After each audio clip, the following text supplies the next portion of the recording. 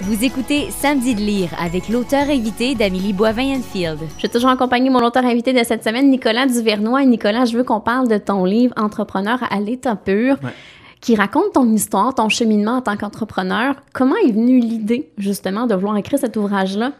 Moi, j'ai tellement de choses à dire. Je me suis dit, il faut que j'écrive un livre. Surtout d'avoir passé tout ce chemin sinueux, rocambolesque, entrepreneurial. Puis je trouvais que tous les livres sur l'entrepreneuriat, c'était toujours la même chose. C'est des personnes qui ont super bien réussi, mais qu'ils racontent 40 ans après ou 30 ans après. Ou c'est des profs d'université qui parlent d'entrepreneuriat. Ou c'est un peu, j'appelle ça des charlatans qui font croire que tout est possible, le fameux secret. Puis c'est loin pour un jeune entrepreneur. Ben, c'est pas vrai. C'est pas vrai. C'est génial de lire un livre sur je sais pas moi, Steve Jobs. Mais personne va valoir 50 milliards. Là. C'est pas réaliste. Moi, je voulais, là, il y a 5 ans, là, je lavais le plancher. Là. Fait que je voulais qu'on sente encore le côté frais, cicatrice ouverte du jeune entrepreneur qui en mange là, de la chenoute avant de pouvoir faire $1 de profit. Oui, c'est ça, parce qu'on le voit à quel point ça a été difficile, t'as pas lâché. Et tu le dis dans l'ouvrage, et je m'en rappelle, que l'entrepreneuriat, c'est pas une course, c'est un marathon. C'est un marathon. C'est hallucinant comment tout le monde est pressé de réussir. Ça n'existe pas, la réussite du jour au lendemain. C'est vraiment un marathon. Puis les réussites du jour au lendemain qu'on pense que c'est ça, il y a des années d'efforts en arrière, peut-être sur d'autres projets, mais que la personne s'est formée. Donc, non, moi, c'est important pour moi de remettre les pendules à l'heure. Je dis pas que j'ai toutes les réponses, là, je donne pas de trucs là, dans mon livre, je parle de comment je l'ai vécu. Je crois que c'est ça que le monde veut aujourd'hui. Ils veulent pas savoir c'est quoi les 3 recettes du succès, ça n'existe pas. Mais ils veulent voir comment toi, tu as réussi. Et ça nous encourage aussi parce que quand, en tant que jeune entrepreneur, on vit des moments difficiles, de lire que quelqu'un a vécu des moments difficiles comme nous, on dit « Ah, ben je suis pas tout seul là-dedans. » Finalement, c'est ça. Puis, enfin, il a réussi, alors peut-être que moi aussi, je vais réussir. Exactement. Et puis, la réussite aussi, c'est chacun sa définition, tu sais. Moi, j'ai réussi à atteindre un certain niveau. Je vise à atteindre d'autres niveaux. La réussite, c'est en perpétuelle évolution. Mais c'est sûr que je voulais écrire un livre parce que je me suis dit... C'est pas assez juste de parler. Il faut le mettre sur papier. Puis je voulais pas oublier ces moments-là. J'ai écrit le livre. J'ai commencé à écrire le livre. Ma femme était enceinte. Et puis de notre premier bébé, une petite Victoria. Et puis je veux qu'elle le lise en 15-20 ans sans que j'oublie des détails. J'ai mis beaucoup de détails dans ce livre-là parce que je veux pas les oublier. Et un des points importants en tant qu'entrepreneur, c'est d'être un bon communicateur. Oui. Ben, la première chose que tu vends, c'est toi-même, hein? Donc, moi, j'ai toujours aimé parler. J'ai toujours aimé raconter des histoires. Donc, j'ai découvert l'écriture. C'est la première fois que j'écrivais autant parce que j'ai écrit mon propre livre. C'était pas un journaliste qui a écrit un livre pour moi. Comment ça a été? Est-ce que ça a été difficile? J'ai adoré. Je suis tombé follement en amour avec l'écriture. Aujourd'hui, j'ai la chance d'écrire chaque semaine un blog aussi dans le journal Les Affaires, sur les affaires. Toujours intéressant. Moi, j'aime beaucoup te lire. C'est gentil.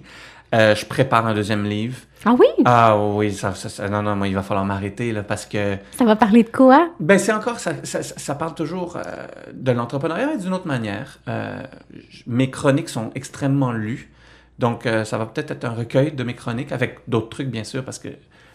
mais les 52 dernières chroniques, disons, plus des réflexions autres.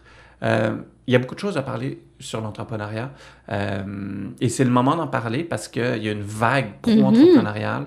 Donc, si on peut encourager, inspirer d'autres personnes à se lancer en affaires, ben ça serait génial.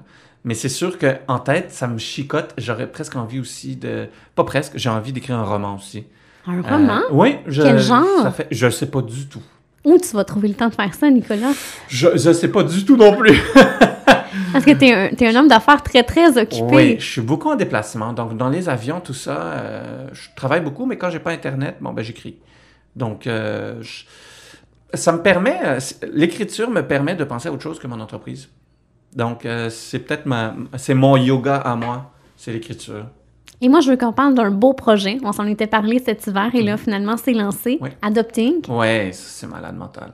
Raconte aux auditeurs, c'est quoi? Moi, je trouve que c'est tellement une belle idée. Adopting, c'est le rêve. C'est le rêve que j'aurais voulu avoir quand je lavais le plancher. C'est une expérience entrepreneuriale hors norme. Je me suis toujours dit, si j'ai la chance un jour de pouvoir faire une différence dans la vie d'autres jeunes entrepreneurs, je vais le faire. Et la chance est venue et je suis sauté dessus à 20 000 %. J'ai la chance d'avoir 3 partenaires institutionnels fondateurs hallucinants, le Mouvement Desjardins, le cabinet d'avocats Norton Rose et la firme comptable et de services Deloitte. 3 leaders dans leur domaine et 3 leaders dans le monde de l'entrepreneuriat. Qui n'a pas besoin comme entrepreneur d'une banque, d'un comptable ou d'un avocat? Donc, je me suis entouré d'une équipe étoile, bien sûr avec le journal Les Affaires, la firme aussi LG2, et puis Edelman qui nous aide dans les communiqués de presse et la communication. Mais je me suis entouré vraiment des meilleurs du monde entrepreneuriat pour faire une différence pour les entrepreneurs qui commencent. On va leur offrir une compensation financière, on va littéralement donner de l'argent. On va payer un salaire pendant 1 an à des jeunes entrepreneurs qui se lancent en affaires. On va leur donner une formation continue. On va leur donner la chance d'être, entre guillemets, épaulés, mentorés par des canons du Canada Inc., pas juste du Québec, là. Il y a Alain Bouchard qui va adopter un entrepreneur. Alain Bouchard, là, il vient d'acheter pour presque 6 milliards de dollars 2000 dépanneurs aux États-Unis. Il y a 30 ans, il y avait un dépanneur. Aujourd'hui, il y en a presque 10 000. Il y a Guy Cormier, le PDG du Mouvement Desjardins, qui va adopter, et Philippe de Gaspé-Beaubien. Bref, Éric Boyko, Pierre Pomerleau et j'en passe. C'est les plus gros noms du Canada Inc. qui vont aider des entrepreneurs émergents. Moi, j'aurais voulu être adopté par Alain Bouchard. Je veux toujours être adopté par Alain Bouchard, à quel point c'est hallucinant l'offre qu'on fait. Et puis, avec la formation, c'est vraiment du concret. Donc, du concret monétaire, mais du concret aussi pour entourer l'entrepreneur à le propulser. Il y a combien d'entrepreneurs qui vont être aidés? On va en choisir 25, en sélectionner 25. On est à pas loin de presque 300 inscriptions. Donc, c'est vraiment pour la première année, on ne savait pas trop, tu sais, la première année, on lance ça comme ça. C'est hallucinant, là. C'est tout simplement hallucinant. Les gens ont jusqu'au 30 septembre pour s'inscrire. Exactement. Adopt-inc.com ou sur Facebook ou sur Nicolas Duzorno, Pur Entrepreneur sur Facebook. Il y a toutes les informations. Mais c'est vraiment un rêve qui devient réalité parce que, bon, j'ai pas atteint les sommets que je me suis moi-même imposé, mais en octobre, là, ou le 30 septembre, ou plutôt la première semaine d'octobre, qu'on va annoncer les 25 entrepreneurs sélectionnés, ben, je vais pouvoir faciliter la vie de 25 jeunes entrepreneurs. Moi, c'est comme, ma job est faite, là. Tu sais, je suis vraiment heureux de ça. Ça s'adresse aux entrepreneurs de 18 à 39 ans. Exactement. Citoyen canadien, pas de casier judiciaire, vraiment, là, la base. Il faut être prêt à se consacrer à 100%. Il faut déjà, oui, c'est ça. Nous, on ne prend pas des startups qui commencent puis qu'ils sont en train de réfléchir. On prend des personnes qui ont déjà sué un peu parce qu'ils ont déjà passé à travers un certain filtre de la vie. Ça, j'aime ça, puis je trouve que c'est important pour un entrepreneur. Et je veux qu'on parle des conférences que tu donnes, qui t'amènent à voyager partout.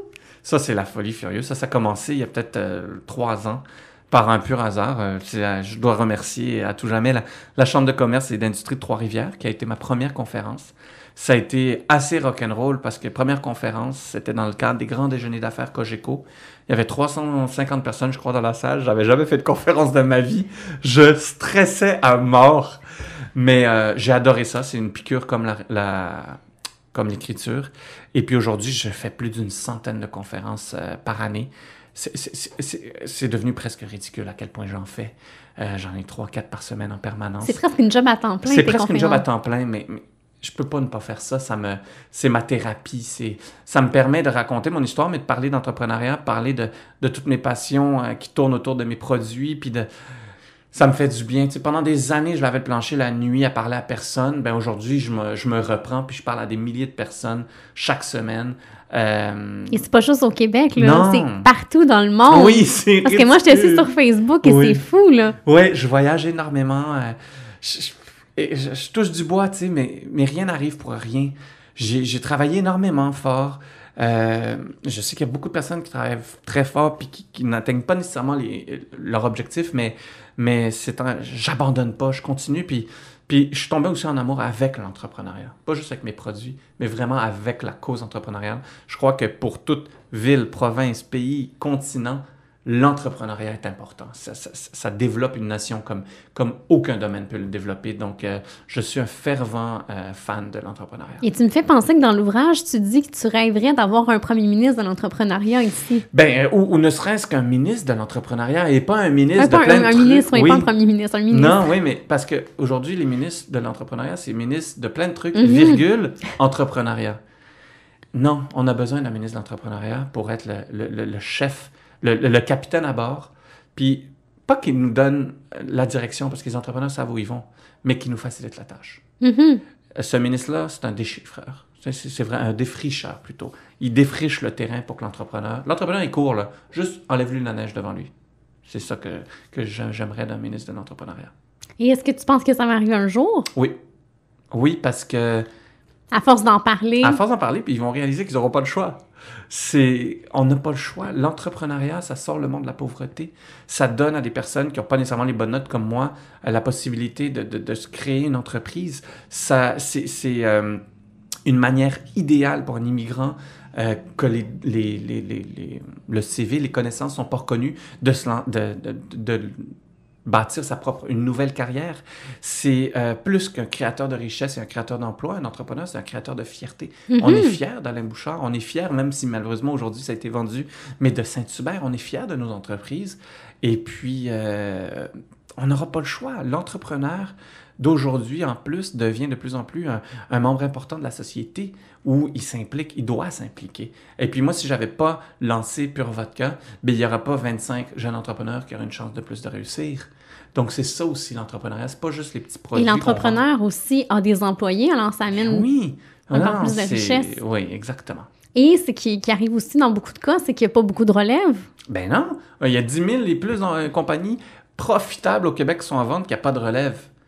C'est catastrophique. On a besoin d'entrepreneurs, de repreneurs aussi, des personnes qui reprennent les entreprises, et d'intrapreneurs, des excellents employés à l'intérieur d'entreprises qui font tout comme si c'était leur propre entreprise. Alors, c'est avec des projets comme Adopt Inc. qu'on va pouvoir aider des entrepreneurs à se partir en affaires. Mm-hmm. Si tu me permets, Nicolas, on s'arrête et au retour, on va parler de ton coup de cœur littéraire. Parfait.